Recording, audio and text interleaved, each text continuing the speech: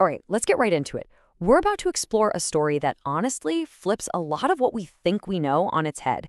It's a story all about power, about a deliberate attempt to dismantle it, and an absolutely incredible story of resilience. We're talking about the enduring legacy of Indigenous women. This saying right here, it's basically the key to this whole story. It suggests that a nation's true strength isn't measured in armies or land, but in the spirit and well-being of its women. That's a really powerful idea. So just keep that in the back of your mind as we go through this. And we're not talking about side roles here, not at all. In so many Indigenous communities, women were the absolute center of everything. The spiritual, the political, the social glue. They were healers, leaders, diplomats, and yeah, even warriors.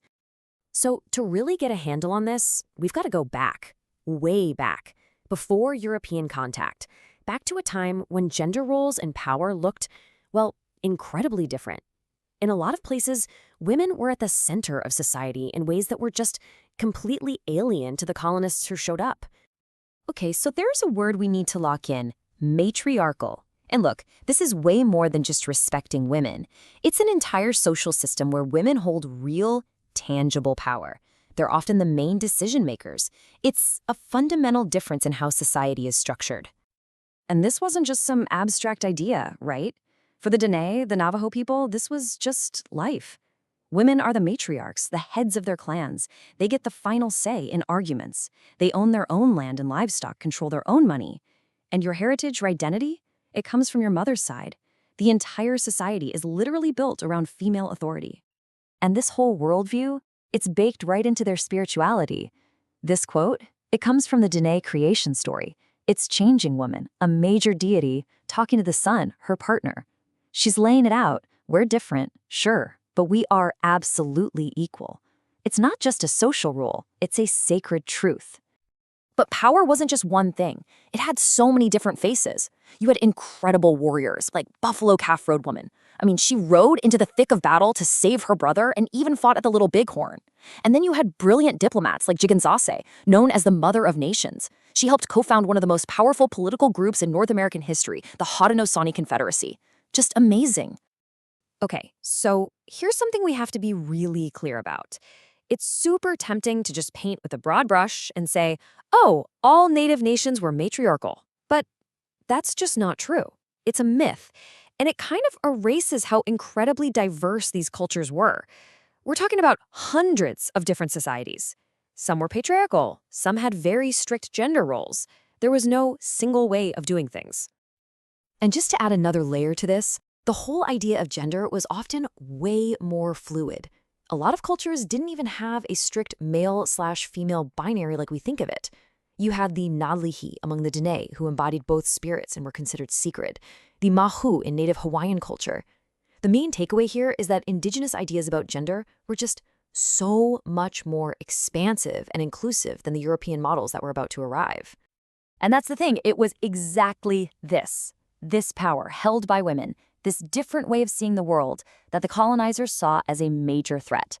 And that brings us to a much darker part of the story, the deliberate strategic attack on the power of Indigenous women.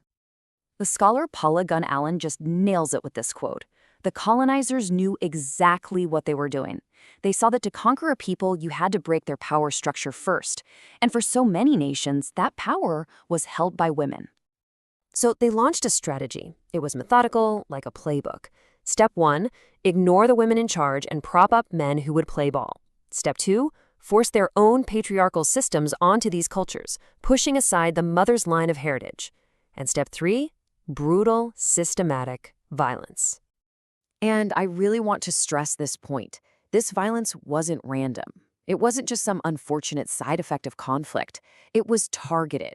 It was a weapon. By attacking women, the ones who gave life, the ones who led the clans, they knew they could break the spirit of an entire nation. It was a key part of the settler colonial project. And here's the thing, that violence from the past, it never really went away. It left behind a legacy that is morphed into a crisis we're still dealing with today. But, and this is crucial, it also sparked a new generation of powerful resistance. I mean, think about this. As recently as the 1970s, this is not ancient history, the US government was involved in sterilizing as many as 1 in 4 American Indian women, most of the time without them even knowing or agreeing to it. It's just a direct line from that earlier colonial strategy of controlling Indigenous bodies and futures. And look at the violence today. This number is just staggering. 96% of violence against Native women is committed by people who are not Native. That tells you everything you need to know. This is not some internal community problem. It's an external crisis, a continuation of that colonial violence. And the consequences are just heartbreaking. For a young Indigenous woman just starting her life, homicide is the 3rd leading cause of death. Let that sink in. This isn't just a statistic on a chart. It's a deadly epidemic, plain and simple. But like we said, out of that crisis, a powerful response has grown. You've probably heard of it, the Missing and Murdered Indigenous Women Movement, or MMIW. It's a massive grassroots movement fighting back, demanding justice, raising awareness, and pushing for real policy changes to protect their people. And today's activists are standing on the shoulders of giants. This fight isn't new. You go back to the 60s, you have LaDonna Harris building these powerful coalitions. Then you have Louise Cobell, who literally sued the US government and won. And now you have Deb Haaland in Congress, writing laws to address this. Native women have been leading this charge for a very, very long time. So where does this all leave us? What's the big takeaway? It's this. The story and the influence of Indigenous women isn't just for Indigenous communities. Their ideas about leadership, about equality, they've had a huge impact on all of American history. And check this out. This is a part of history most of us never learn. Early American suffragists, people like Matilda Joslyn Gage, were totally fed up with how they were treated. And they looked over at their Haudenosaunee neighbors and saw women with actual political power. It blew their minds. And it literally gave them a model, a blueprint, for their own fight for the right to vote. And that really gets to the heart of it. The history of Indigenous women isn't some side story or a niche topic. It's not a separate chapter. Their leadership, their resilience, it's all part of the main thread. It's woven right into the fabric of what we call American history. So that leaves us with a pretty big question to think about, doesn't it? When you look at everything, the incredible power, the horrific assault on that power, and the unbelievable resilience, how is that legacy of leadership still shaping the future? How does it continue to fuel the fight for justice for everyone, even today? Because in the end, after centuries of policies designed to make them disappear, the message from Indigenous women is as clear as it is powerful. It's just 3 words. We're still here.